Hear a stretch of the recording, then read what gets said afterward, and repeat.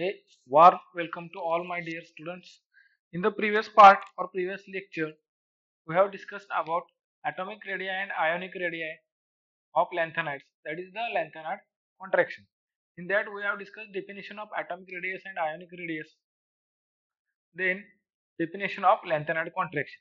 There is a small and steady decrease in atomic and ionic radius with increasing atomic number is known as lanthanide contraction. Now, why lanthanide contraction is occurs or cause of lanthanide contraction? Cause means reason, karan, because. Then lanthanide, they are the 15 elements which are present in the bottom of the periodic table. Then contraction. What is meant by contraction? Contraction means towards the smaller. It means the process of becoming smaller means contraction. Another similar words for their contraction is shrinkage, compression. It means contraction. contraction contraction को हम मराठी में बोलते हैं कि आकुंचन. प्रसरण आणि आकुंचन. आकुंचन मीन्स कॉन्ट्रैक्शन. एक क्या रीजन होगा ये लैंथेनाइड एलिमेंट्स कॉन्ट्रैक्ट हो जाते हैं, ये देखते हैं हम इस स्लाइड में. In the lanthanides, the general electronic configuration of lanthanides is concentration of xenon 4Fe 5D1 6S2. या इलेक्ट्रॉनिक कन्फिग्युरेशन मध्ये सगळ्यात आउटर शेल आहे ती 6s2 चे, की ज्याच्यात 2 इलेक्ट्रॉन आहेत आणि s ऑर्बिटल मध्ये 2 इलेक्ट्रॉन असेल की s ऑर्बिटल फुल फिल होते. s ऑर्बिटल फुल फिल आहे, 2 इलेक्ट्रॉन आहे. त्यानंतर d ऑर्बिटल मध्ये 1 इलेक्ट्रॉन आहे.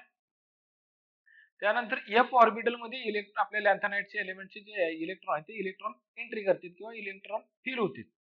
ह्या f ऑर्बिटल मध्ये इलेक्ट्रॉन फिल होत असताना पूर्ण सेरियम पासून ल्युटेशियम पर्यंत एक एक इलेक्ट्रॉन ऍड होत जाते. इलेक्ट्रॉन ऍड होत असताना जसा इथे इलेक्ट्रॉन ऍड होतोय तसा इथं न्यूक्लियस मध्ये एक पॉझिटिव्ह चार्ज पण वाढत जातो. बघा इथं पॉझिटिव्ह चार्ज वाढत जाईल, इथं इलेक्ट्रॉन ऍड होत जातील, तसं न्यूक्लिअर फोर्स ऑफ अट्रॅक्शन वाढत जाईल. न्यूक्लिअर फोर्स ऑफ अट्रॅक्शन वाढत गेल्यानंतर इथं मात्र एफ ऑर्बिटल जो एस ऑर्बिटल ज्यावेळी 2 इलेक्ट्रॉन येते त्यावेळी ह्या शेल आहे ती शिल्ड होऊन जाते, स्वतः एक कवच होऊन तयार होऊन जाते. त्यानंतर डी ऑर्बिटल मध्ये एकच इलेक्ट्रॉन आहे, तिथे शिल्डिंग डिशिल्डिंगचा प्रश्नच नाही. एफ ऑर्बिटल मध्ये जसा जसा इलेक्ट्रॉन ऍड होत जाते तसं एफ ऑर्बिटलचा शेप मात्र डिफ्युज्ड इलेक्ट्रॉन राहते. हा एफ ऑर्बिटलचा जो शेप आहे तो शिल्डिंग करत नाही, शिल्ड होत नाही एफ ऑर्बिटल किंवा F electron present in F orbital. कारण का शिल्डिंग होत नाही, तर जो इलेक्ट्रॉन ऍड होत जाईल त्या इलेक्ट्रॉन ऍड होत असताना एफ ऑर्बिटलचा जो शेप आहे तो शेप डिफ्युज्ड आहे.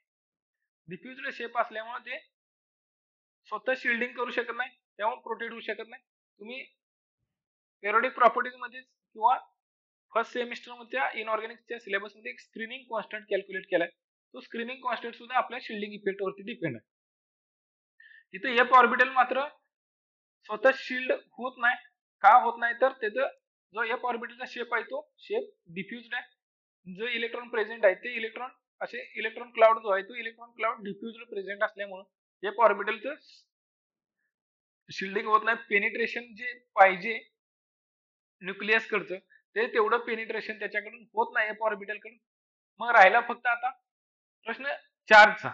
इलेक्ट्रॉन तर ऍड होत जाते, जसा जसा एलिमेंट्स मध्ये एक एक ऍटॉमिक नंबर वाढत जाईल तसा तसा काय होणार आहे, एक न्यूक्लियस मधला प्रोटॉन वाढत जाणार आहे आणि आउटर शेल एफ ऑर्बिटलच्या शेल मध्ये सब शेल मधला इलेक्ट्रॉन पण ऍड होत जाणार. जसा इलेक्ट्रॉन ऍड होत जाईल तसं चार्ज वाढत जाणार आहे.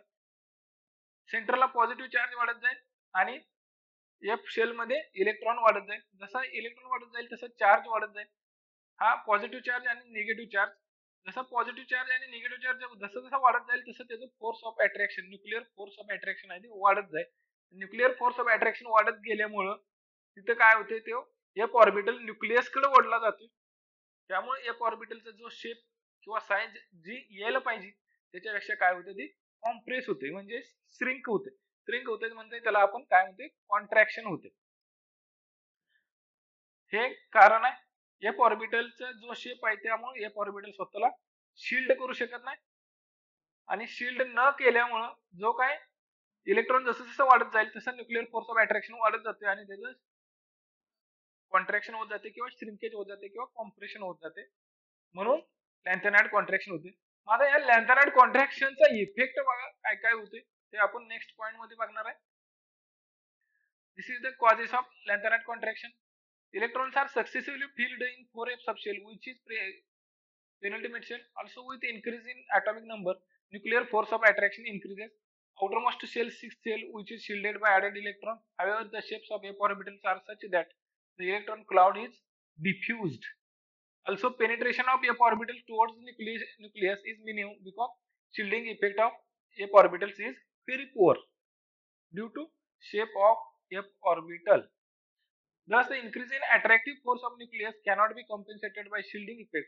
The net effect is to decrease the atomic or ionic radius due to increasing nuclear charge from lanthanum to lutetium.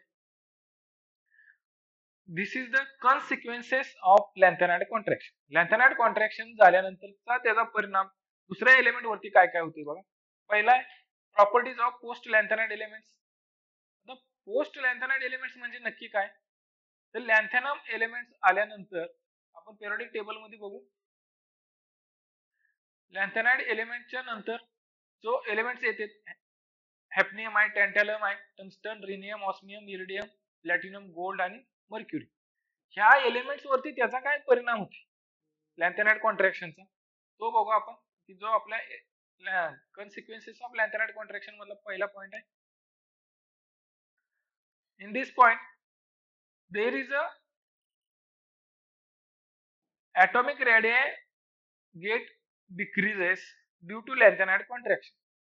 यहाँ जो भी एलिमेंट्स हैं प्रेजेंट है लैंथेनाइड्स के बाद हैफनियम टू मर्क्यूरी, यहाँ का जो एलिमेंट्स की एटॉमिक रेडियस इंक्रीज होनी चाहिए वो इंक्रीज नहीं होती, वो कम हो गई है.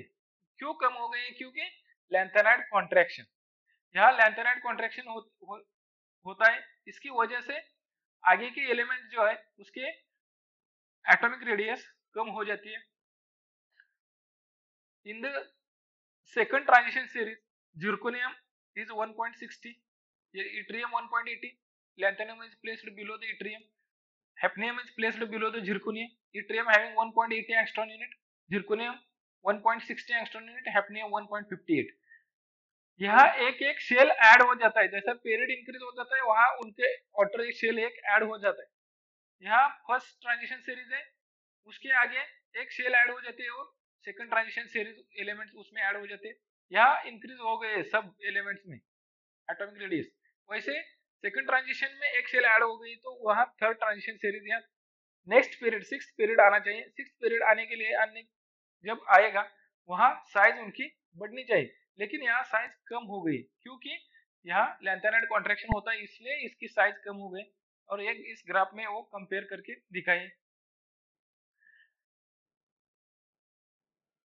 Then next consequences, next point is the densities of post lanthanide elements. Lanthanide elements के बाद में जो भी एलिमेंट्स आते हैं उसके डेंसिटीज में क्या फर्क पड़ता है.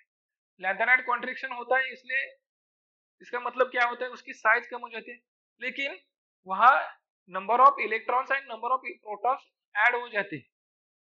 हर एक एलिमेंट्स के एक एक यूनिट के डिफरेंस में वो ऐड हो जाते हैं, लेकिन उनकी साइज जो है साइज कम हो जाती है. इसका मतलब क्या है, मास इंक्रीज होगा लेकिन वॉल्यूम उतना ही रहेगा या वॉल्यूम कम होगा और मास इंक्रीज होगा.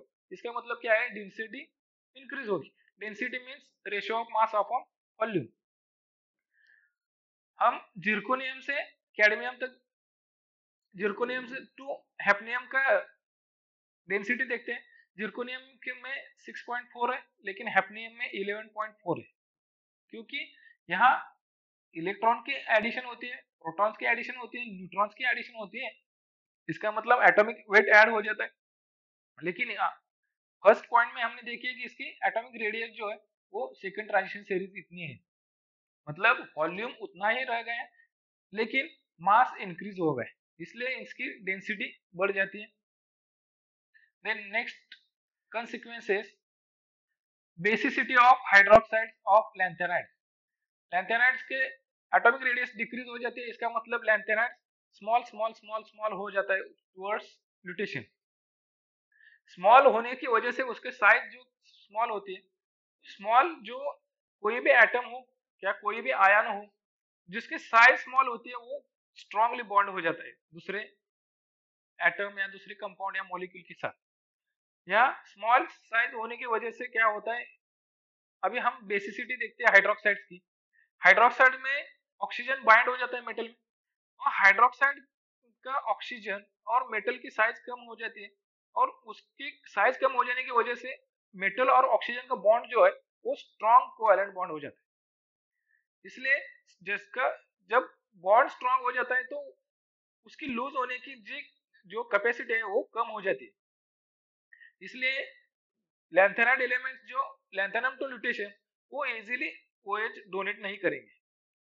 लैंथेनाइड जितना डोनेट करेगा क्योंकि उसका स्ट्रॉन्ग बॉन्ड जो है उसकी लेंथ ज्यादा रहेगी और बॉन्ड इजीली डोनेट करेगा इलेक्ट्रॉन, या वो जो OH डोनर है OH माइनस जो देना पड़ेगा उसको वो इजीली दे देगा। लेकिन जैसे जैसे स्मॉल साइज हो जाएगी तो वैसा वैसा वो बॉन्ड स्ट्रांग होता जाएगा, कोवेलेंट कैरेक्टर इंक्रीज होगा, तो OH इजीली डोनेट नहीं करेगा। इसका मतलब क्या होगा, बेसिसिटी इंक्रीज हो जाएगी। In short, LaOH thrice, that is the trihydroxide of lanthanum, is strongest base, while LuOH thrice is weakest base. Base का मतलब क्या है, OH minus donor, easily OH minus donor donate करेगा वो स्ट्रॉन्ग बेस होगा, लेकिन जो इजीली नहीं देगा उसको हम वीक बोलेंगे। Then fourth point is separation of lanthanides. Separation of lanthanides from the ores is difficult task due to similarity in their property. आता आपण बघितलं की atomic radius ionic radius मध्ये जास्त काही फरक पडत नाही, डेन्सिटीज मध्ये फक्त फरक पडतोय दुसऱ्या ट्रान्झिशन सिरीज मध्ये आणि थर्ड ट्रान्झिशन सिरीज मध्ये, atomic radius मात्र सारखे येते। आता atomic radius सारखे येत असल्यामुळे मॅक्झिमम प्रॉपर्टीज ह्या सारख्या येतील। आता मॅक्झिमम प्रॉपर्टी जर सारखे येत असतील तर मग सेपरेशन कसं करायचं, या 15 एलिमेंटचं वेगवेगळ्या प्रत्येक एलिमेंट आपल्याला सेपरेट करायचं, तर सारख्या प्रॉपर्टीज येत असल्यामुळं हे जे सेपरेशन आहे ते सेपरेशन डिफिकल्ट आहे। मग ह्या आयोनिक रेडियाई जी आहे त्या आयोनिक रेडियाई मध्ये थोडा थोडा जो डिफरन्स आहे, on the basis of that ionic radii we can separate lanthanides by ion exchange method. Then other consequences means last point is there consequence. Due to slight decrease in atomic and ionic radii, the electronegativity goes on increasing. Atomic and ionic radii decrease होने की वजह से electronegativity slowly increase होती है। Then reduction potential E naught goes on increasing slightly from lanthanum to lutetium. Complex formation tendency changes with change in ionic size. It means complex formation tendency increases with or increases as lanthanum to lutetium, क्योंकि उनकी size कम हो जाती। बघा आपण या लॅन्थेनाइड contraction मध्ये काय काय बघितलं, लॅन्थेनाइड कॉन्ट्रॅक्शन का होतं, तर एफ ऑर्बिटल मध्ये इलेक्ट्रॉन जसं जसं ऍड होत जाईल, ऍड होत गेल्यानंतर तिथे न्यूक्लिअर फोर्स ऑफ अट्रॅक्शन वाढते, कारण पॉझिटिव्ह चार्ज आणि निगेटिव्ह चार्ज एफ ऑर्बिटलचं जे इलेक्ट्रॉन प्रेझेंट असते ते इलेक्ट्रॉन क्लाउड डिफ्युज्ड असते, त्यामुळे तिथे शिल्डिंग होत नाही, आणि शिल्डिंग होत नसल्यामुळं जो न्यूक्लिअर फोर्स ऑफ अट्रॅक्शन वाढत गेल्यानंतर ते श्रिंक होते किंवा त्याची साईज कमी होते, ते त्याला आपण लॅन्थेनाइड कॉन्ट्रॅक्शन। त्यानंतर कॉन्सिक्वेन्सेस मधला पहिला पॉईंट आहे की पोस्ट लॅन्थेनाइड एलिमेंट वरती त्याचा काय परिणाम होते, तर पोस्ट लॅन्थेनाइड एलिमेंट वरचे जे ॲटॉमिक रेडियस यायला पाहिजे ते ॲटॉमिक रेडियस कमी होते, कारण इथे लॅन्थेनाइड कॉन्ट्रॅक्शन होत असल्यामुळे तिथे साईज कमी होते, साईज कमी झाल्यामुळे डी ऑर्बिटल मध्ये जो काही इलेक्ट्रॉन ऍड होईल त्याची पण साईज काय होते, कमी होते। त्यानंतर दुसरा पॉईंट होता density, number of protons and neutrons electrons add होते, ॲटॉमिक वेट ऍड होते, परंतु साईज त्याची ऍज इट इज राहते, म्हणून तिथे डेन्सिटी वाढत जाते। त्यानंतर लॅन्थेनाइड बेसिसिटी जी आहे ते बेसिसिटी लॅन्थेनम टू ल्युटेशियम डिक्रीज होत जाते, कारण त्याची साईज कमी होत झाल्यामुळे तिथे स्ट्रॉंग कोव्हॅलेंट बॉन्डिंग तयार होते। त्यानंतर सेपरेशन डिफिकल्ट आहे, So we are stopping here.